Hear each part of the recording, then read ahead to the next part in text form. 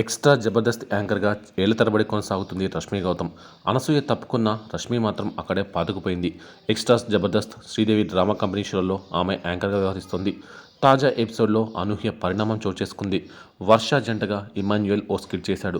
అందులో ఆయన అనుమానపు మొగుడు పాత్ర చేశాడు. రాత్రి నిద్రలేచి చూస్తే నువ్వు పక్కలో లేవేంటే అని వర్షను ఉద్దేశించి అన్నాడు.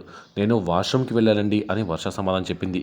నీ మీద అనుమానంతో నీ చేతికి ట్రాకర్ పెట్టానే, ఇంట్లో ఉంది వాష్రూమ్కి 5 అడుగులు, వెళ్ళను 5 అడుగులు, రాను 5 అడుగులు, మిగతా 5 అడుగులు ఎక్కడికి పోయావే అంటాడు ఇమాన్యుయల్.